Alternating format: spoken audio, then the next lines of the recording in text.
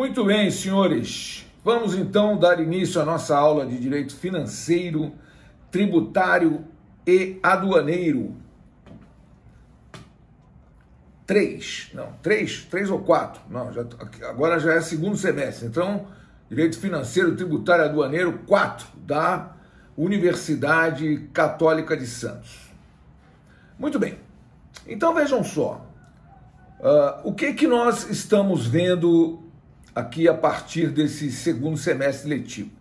Nós estamos começando a enfrentar os impostos em espécie e vendo o quanto possível, né, e o quanto mais aprofundadamente possível, a gente consegue conversar a respeito de cada um dos impostos em espécie, né? Começando pelos impostos de competência da União, do artigo 153 da Constituição. Então, nós vimos, na aula passada, nós vimos o imposto de importação. Era esse mesmo slide, só que nós vimos essa tela aqui, a tela do imposto de importação, o imposto sobre a importação de produtos estrangeiros. Então, nós vimos o que a respeito disso? Vimos fato gerador, base de cálculo, contribuintes, responsáveis, a forma de lançamento, as alíquotas e as principais características do imposto de importação. Aqui o Fabiano está dizendo, professor, há muitos alunos com problemas de conexão na região, só para constar. Obrigado.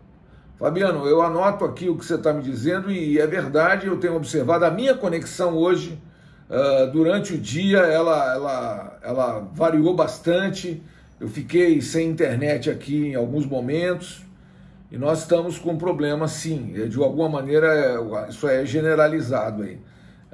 Muita gente está com sinal ruim na data de hoje. A internet não está muito boa hoje, isso aí acontece muito. Aí você o Lucas está me dizendo que é a Claro, né? Pois é, então, mas a Vivo também tá ruim. Veja, então, a internet, eu tenho duas internets aqui em casa, eu tenho a da Claro e a da Vivo, justamente para não depender de uma operadora só, né? É lamentável que a gente tenha que fazer isso, pagar em dobro por um serviço para poder ter metade do serviço. Mas tudo bem, fazer o quê?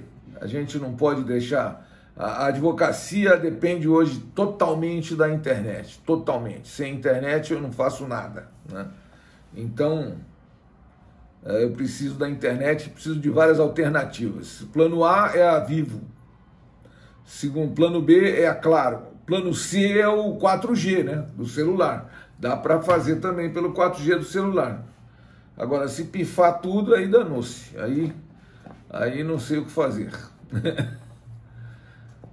Bom, senhores. Opa, tem alguém com áudio aberto aí. Quem foi que falou comigo? Foi você, Foi você, Viviane? Falou comigo? Não. Bom, deixa eu...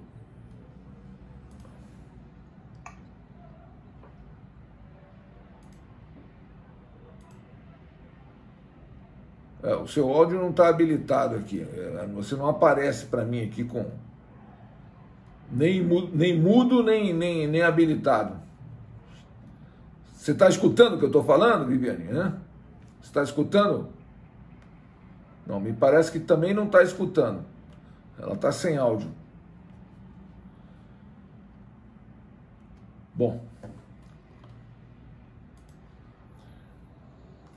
Sem áudio, né? Não tem áudio. Estou vendo.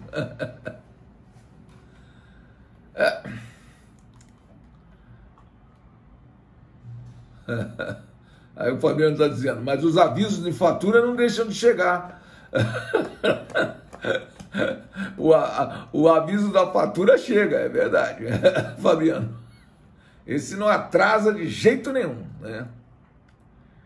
Muito bem. Então, voltando a dividir a tela com vocês aqui, então, na aula passada nós vimos o imposto de importação e suas principais características. Hoje nós vamos enfrentar o imposto de exportação para o exterior de produtos nacionais ou nacionalizados. Vejam, esse imposto ele é regido, né, pelo decreto 1578/77, que é um decreto também ainda do tempo da ditadura militar, né? Nós tivemos uma ditadura militar, um estado de exceção no Brasil, que perdurou de 1964 até 1985. Então foram 21 anos de escuridão. Em 1985 foi eleito, então, o Tancredo Neves, que ficou doente antes da posse e veio a falecer, e aí tomou posse o Zé Sarney, que foi eleito ainda pelo Congresso Nacional, não foi eleito diretamente pelo povo. Mas em 1989, então, o Collor foi eleito. Então nós ficamos tanto tempo sem votar, vocês vejam, ficamos tanto tempo sem votar que não sabíamos mais votar. Então votamos errado, elegemos lá o tal do Fernando Collor de Mello, que foi um desastre completo, e foi defenestrado em 92, quando assumiu, então, o Itamar Franco, que fez um bom governo, essa que é a verdade. 93, 92, um pedaço, 93, aí em 94 foi eleito o Fernando Henrique Cardoso, que era o ministro da Economia do Itamar Franco. Muito bem.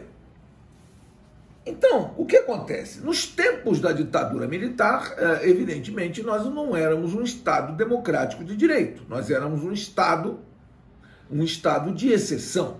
E foi dentro desse ambiente do Estado de exceção que foi regulamentado o imposto de importação, sobre o qual já falei bastante, que é o Decreto-Lei 37/66, né? Que estava justamente em vigor o ato institucional número 2, ainda nem existia o AI-5, que piorou bastante, mas o AI-2 já tinha fechado o Congresso Nacional já. Muito bem. E aí, em 1977, vivíamos ainda um período negro da ditadura militar, tanto é que quem assina aqui esse decreto-lei é o Ernesto Geisel. Ernesto Geisel foi um dos mais sanguinários presidentes da República. Um dos caras que mais matou opositores foi Ernesto Geisel. Eu lembro dele, professor. Pois é. Eu também lembro dele. Mas eu era uma criança, não podia me opor ao regime. Em 1964 eu tinha 7 anos. 7 anos, 6 anos, porque eu nasci em 59, em 64 eu tinha 6. Agora, em 1977, aí eu já tinha mais, eu já tinha 16, já tinha quase 18. Mas, enfim, na verdade é que nós vivemos até o ano de 1985, nós vivemos esse estado de exceção. É isso aí, o João está dizendo, o Médici foi o mais sanguinário, é verdade, é verdade. O Médici foi mais sanguinário que o Ernesto Geisel. O Ernesto Geisel já veio depois do Médici. O Médici foi o presidente que matou seus opositores sistematicamente. Bom, não importa. O certo é que vivemos esse momento da República que não... Se Deus quiser, não há nunca mais de voltar, uma situação muito ruim, não existe ambiente nem nacional, nem internacional para uma nova ditadura no Brasil. Na época, eram outros tempos, então ou vivíamos uma ditadura do proletariado, que era o que a esquerda queria, ou vivíamos uma ditadura de direita, que foi o que acabou acontecendo. E, ou por bem ou por mal, ditadura por ditadura, ainda bem que não foi a ditadura do proletariado, porque se tivesse sido instalada a ditadura do proletariado em 1964, hoje nós seríamos uma Venezuela, podem ter certeza disso. Mas, não somos Venezuela, mas também não somos nenhum Estados Unidos, tá entendendo? Somos aí uma republiqueta de bananas ainda, que tenta não ser a Venezuela, nem a Bolívia, nem a Nicarágua. Somos uma jabuticaba. Somos uma jabuticaba. Agora, já tá achando ruim? Não ache ruim, tem lugar pior. Olha só, tá achando ruim? Vai lá no Afeganistão, mas não precisa ir tão longe não. Vai aqui na Nicarágua. Na Nicarágua tem um tal de Daniel Ortega, é um ditador sanguinário. E a população da Nicarágua vai toda aí, tenta entrar nos Estados Unidos ilegalmente, são, coitados, refugiados de um ditador assassino. Aí quem está dizendo, João, mas aí a culpa é tipo de projeto miliciano, mas aí a culpa é da argila. Eu não entendi, João. Desculpe, não entendi sua piada. A culpa é da argila, como assim? Não sei, não entendi. Depois você me explica com mais calma essa piada da argila aí. Bom, então o que eu tenho que dizer para vocês é o seguinte: esse decreto, conquanto ainda em 1977, o presidente da República, o senhor Ernesto Geisel, eleito pelo Congresso Nacional, que era praticamente um fantoche na mão da ditadura militar, assim como o judiciário, hein? Olha, observe, nós tivemos 21 anos de ditadura no Brasil. O que o judiciário fez? Nada. Mas aí também não culpo os juízes, né? Porque vai fazer o quê? O que o juiz pode, com a caneta, fazer contra um tanque de guerra, né? Mas aí, enfim. Bom, o certo é o seguinte: o que diz o artigo 1º do Decreto-Lei 1578/77, que é o diploma legislativo que regulamenta o artigo 153, inciso 2 da Constituição, que diz que compete à União instituir impostos sobre, inciso 2, exportação para o exterior de produtos nacionais ou nacionalizados. E o artigo 1º diz que o imposto sobre a exportação para o estrangeiro de produto nacional ou nacionalizado tem como fato gerador a saída deste do território nacional. E aí também é o mesmo critério do imposto de importação. Em que momento? No momento em que ele sair? Não, no momento do registro junto ao Siscomex da declaração de exportação. Então, no momento em que houver o registro da declaração de exportação, terá ocorrido, então, o fato gerador do imposto de exportação. E a base de cálculo? Veja, a base de cálculo, senhores, está no artigo 2º, que diz: a base de cálculo do imposto é o preço normal que o produto ou seu similar alcançaria ao tempo da exportação, em uma venda em condições de livre concorrência no mercado internacional, observadas as normas expedidas pelo Poder Executivo mediante ato da CAMEX, Câmara de Comércio Exterior. Vejam, senhores, porque assim o preço normal que o produto ou seu similar alcançaria em condições de livre concorrência, né, de mercado? Porque, vejam, na importação, a fraude seria o subfaturamento. Então, eu atribuo, né?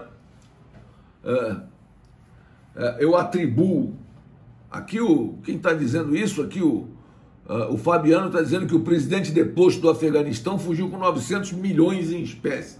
Acredito, tranquilamente, esses caras são corruptos. Um dos grandes problemas dos países é a corrupção.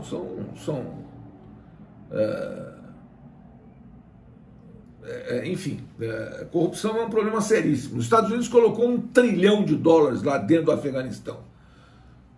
E aí o governo simplesmente não se sustentou. Como é que pode? Com $1 trilhão. Com $1 trilhão você faz o Brasil funcionar. Quanto mais aquele tal de Afeganistão lá. Mas, enfim, não funcionou. E aí assumiu agora um narco-estado, porque o Talibã é um narco-estado, assim como a Venezuela, né? Eles vivem do comércio do ópio lá, da extorsão dos traficantes de ópio, né? Enfim, e outras barbaridades. Mas deixa isso para lá. Então, veja só, o imposto de exportação, ele tem como base de cálculo o preço que o produto ou seu similar alcançaria em condições de livre concorrência. Por quê?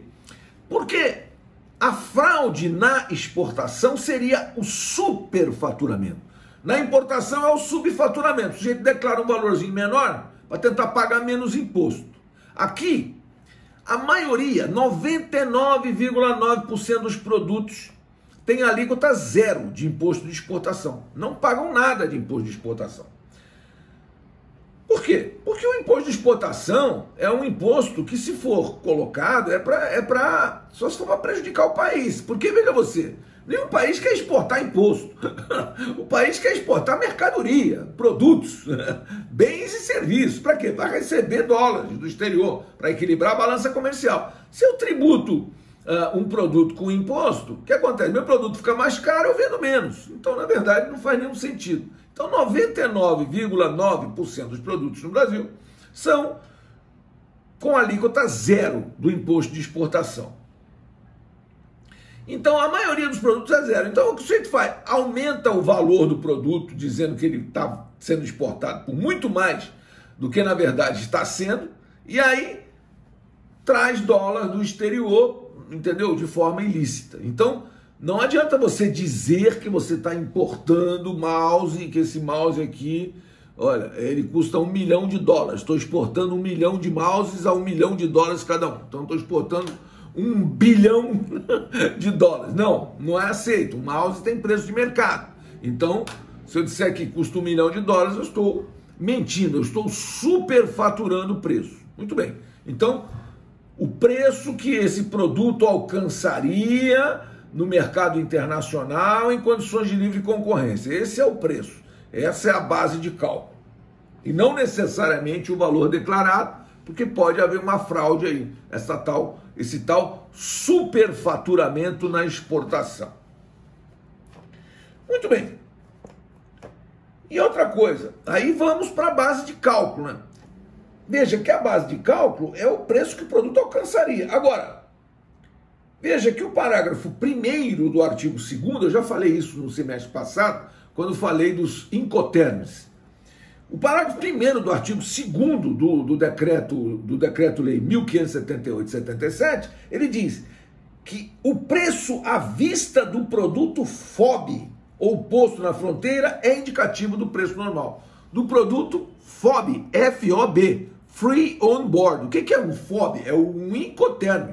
Então, o legislador brasileiro colocou um incoterm no texto legal. Vejam, então eu diria que isso é uma boa prática legislativa? Não, não é, porque quem estabelece os incoterms, os International Commercial Terms, né? Quem estabelece os incoterms é uma organização não governamental chamada ICC, International Chamber of Commerce, né?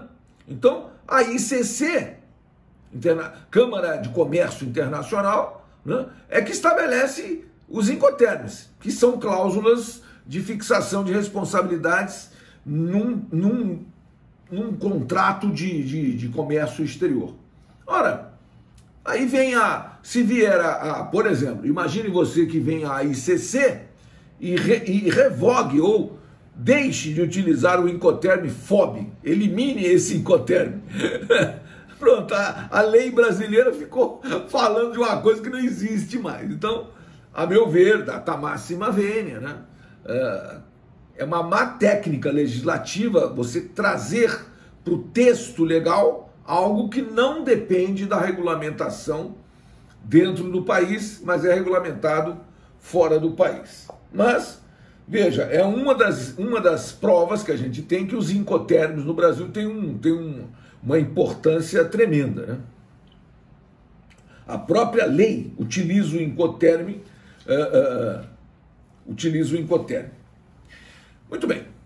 Veja só, quem são os contribuintes, né, do imposto de exportação? Eles estão lá no artigo 5º do decreto, que diz: o contribuinte do imposto é o exportador, assim considerado qualquer pessoa que promova a saída do produto do território nacional. Esses são os contribuintes do imposto de exportação. Veja, o imposto de exportação, senhores, ele é lançado por declaração, assim como o imposto de importação. O exportador vai ter que registrar junto ao Siscomex, que é o Sistema Integrado de Comércio Exterior da Secretaria da Receita Federal do Brasil, a sua declaração de exportação. Em fazendo isso, né, esse exportador ele terá então assumido o quê? A condição de contribuinte do imposto, né? Mas ele vai oferecer uma declaração para a Receita Federal e somente a partir dessa declaração, né, é que a autoridade vai constituir o crédito tributário pelo lançamento. Aí o João está me perguntando, melhor seria indexar por valores das commodities na Bolsa? Não, porque nem tudo tem preço em Bolsa, é precificado em Bolsa. Commodity tem preço em Bolsa, mas agora os produtos básicos são commodities, mas você pode exportar derivados que não são commodities. Então, por exemplo, é fácil você saber o preço do café no mercado internacional. Mas, por exemplo, do café solúvel não dá para saber, porque é um preço diferente, de acordo com o tipo de industrialização. Você sabe o preço da soja no mercado internacional. Mas o preço, por exemplo, de um produto feito com óleo de soja industrializado, é muito difícil você precificar.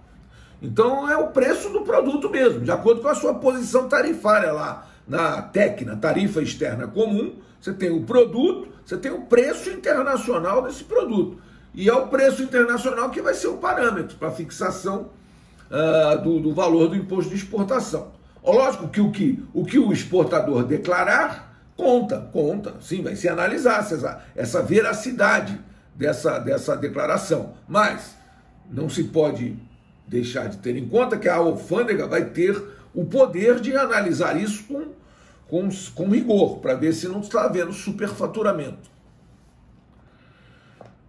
Muito bem, então, contribuinte é aquele que remete o produto para o exterior, o imposto é lançado por declaração e tem uma alíquota imensa. A alíquota está no artigo 3º, olha a alíquota. Veja o que diz a alíquota, vem o artigo 3º do Decreto-Lei 1578/77. O produto do imposto, a alíquota do imposto é de 30%, facultado ao Poder Executivo reduzi-la ou aumentá-la para atender aos objetivos da política cambial e do comércio exterior.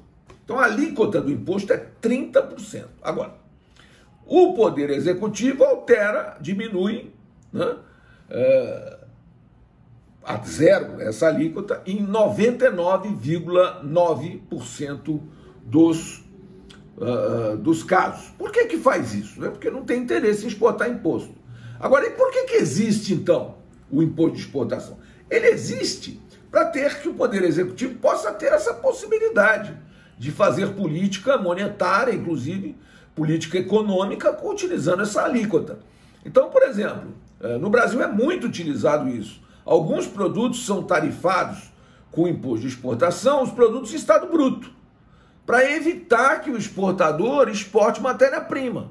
Ao invés de exportar matéria-prima, exporte produto acabado. Porque se ele exportar produto acabado, ele vai ter um valor agregado infinitamente maior, né? Imagine você, eu sempre dou o exemplo do Japão, que é um dos maiores exportadores de relógio. O Japão é um grande exportador de relógio, né? Muito bem. E o Brasil é um grande exportador de minério de ferro. Imagina o valor agregado de um navio de minério de ferro e o valor agregado de um navio de relógio, né? Evidentemente, se pode afirmar tranquilamente que trata-se de um produto 1000 vezes mais caro que o minério de ferro em estado bruto. Por quê? Porque ele foi levado a um grau elevadíssimo, né, de industrialização. Então, quanto mais você industrializa, mais você atrai valor agregado. Agora, as coisas estão ficando relativas, né? Porque, por exemplo, relógio hoje é um adorno. Isso aqui é um adorno. Não tem mais função, porque ninguém vê hora em relógio mais. Vê hora no computador, no tablet, no celular, entendeu? O relógio de pulso é uma extensão do celular. Agora, os velhos, como eu, por exemplo, ainda gostam de usar um relógio de pulso. É cada dia mais demodê, né? Esse negócio de relógio. Mas veja, só que é um produto altamente especializado, ele é industrializadíssimo, né? Então custa muito mais do que o produto em estado bruto. Então, alguns produtos no Brasil, a gente impõe imposto de exportação para praticamente forçar esse exportador a dar um grau de industrialização nesse produto. Um dos produtos que o Brasil mais faz isso é o couro, porque o Brasil é um dos maiores rebanhos do mundo.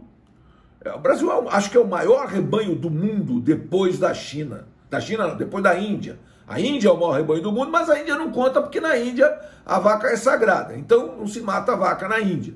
Mas no Brasil se mata e nós temos, então, somos o maior produtor de carne bovina do mundo, somos um dos maiores exportadores de couro bovino do mundo. Só que o couro bovino, ele precisa de ter um grau de industrialização, os chamados cortumes, né? O cortume, ele vai fazer o quê? Ele vai industrializar o couro.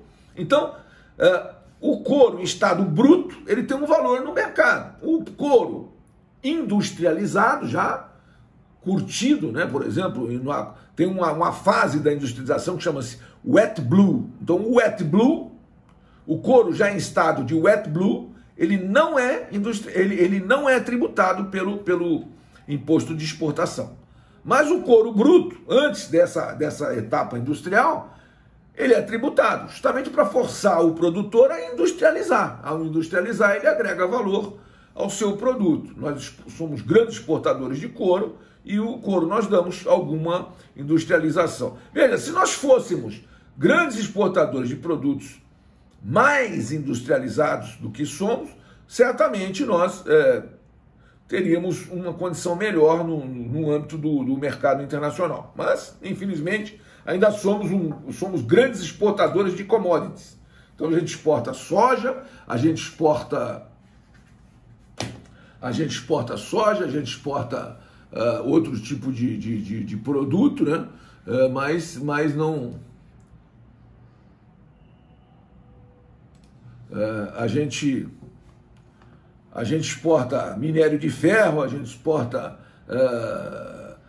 produtos in natura. Nós somos grandes produtores de milho, por exemplo, produzimos muito milho, muito trigo, muita soja, muitos grãos, né? Mas não somos grandes exportadores de produtos industrializados. Por exemplo, se a gente viesse de exportar soja, exportasse óleo de soja, seria muito melhor. Então, primeiro extrai o óleo, depois exporta. Não, a gente vai exportar soja bruta.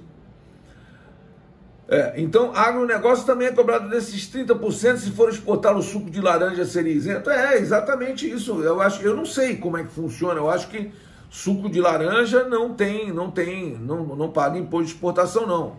E eu acho que laranja também não paga, mas enfim, eu não sei se nesse caso da laranja tem imposto de exportação para laranja e não tem para suco de laranja. Nós somos grandes exportadores de suco de laranja, porque somos muito fortes nisso aí. Mas, enfim, o certo é que o imposto existe, mas ele é feito especificamente para quê? Para forçar a agregar valor a produtos que não se agregou. Então, é por isso que ele é um imposto extrafiscal. É um dos mais extrafiscais. Entre os impostos extrafiscais, ou seja, aqueles que têm objetivo regulatório, eu diria que o imposto de exportação é o mais extrafiscal de todos, porque a União realmente não tem interesse nenhum em arrecadar dinheiro com imposto de exportação. Ela tem interesse em eventualmente regular mercado, mas nunca arrecadar. Ela arrecada com os outros tributos. Imposto de exportação não tem objetivo arrecadatório. Vejam, o imposto é real, incide sobre a res, incide sobre a coisa exportada, é indireto. Indireto porque ele é repassado de um agente para outro agente numa cadeia econômica, e ele é um imposto ordinário, extrafiscal, como eu já disse, e ordinário. Ordinário porque não está enquadrado em nenhuma das hipóteses do artigo 154.2, que autoriza a União a instituir impostos extraordinários, somente em caso de guerra externa ou sua iminência. E não é o caso do imposto de exportação, então ele é classificado, né, como um imposto ordinário. Entendemos isso aí, senhores? Eu vou interromper a gravação e volto em seguida. 1 minuto, por favor.